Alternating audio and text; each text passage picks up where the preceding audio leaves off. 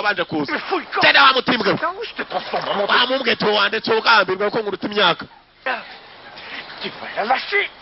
mwana gwino nabari kigitimbwe tena ukambirwa umubwe tugeze hano dore mukamura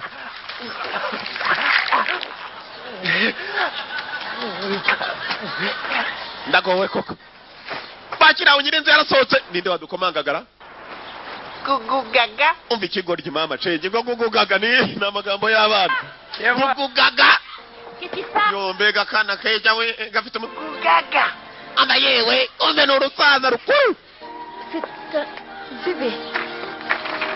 Je sais, regarde, c'est écrit. mukundwa reba hano hari uwanditse De Calvin, nous pas capables. umva sasa rero amagambo yanditse ikigoryi kiriya cyazanye Kevin ntabwo ruzi kwandika aya magambo si icyongereza ariko ureko niyo cyanditse Prenez soin. ngo please look after Kevin, we wasn't able to keep him. aya magambo ukuntu yanditse rwose n'umwana wo muri primaire yayandika nako mu kibura mwaka ngo mwite kuri Kevin ntabwo twashoboye kumwitaho twebwe turi ababyeyi be murakoze muzadufasha Imana izabahembe mukomeze musome mujyane bandi mu nzu ntaribi ikigo ndi kigo kiri hakuno Ok, bonne idée, t'as yo raison. mukuru On y va. umva yewe ngo gaga gugu kiribagirwa ibyo cyavuze mbere cyavugaga gugu gaga none ubu ni gaga gugu umwana kwanuka yawe data we buya yaneye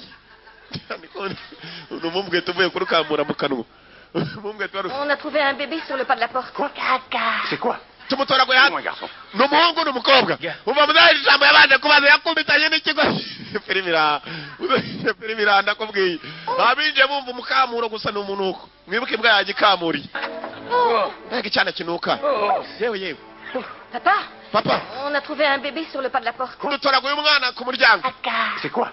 Niki? Une fille ou un garçon? n'umuhungu n'umukobwa Je crois que c'est un petit muze gars. ntabwo turareba mu kanya tugiye kumureba tumusuzume C'est pas sûr. reka baze bakubitane shaho icyana gifite n'imwemwe firimira Je pense que Janet a laissé... ndapfuye cyapfuye kumva muzabazabona umuhungu n'umukobwa icyasakaga gihita gikambye agahanga C'est quoi?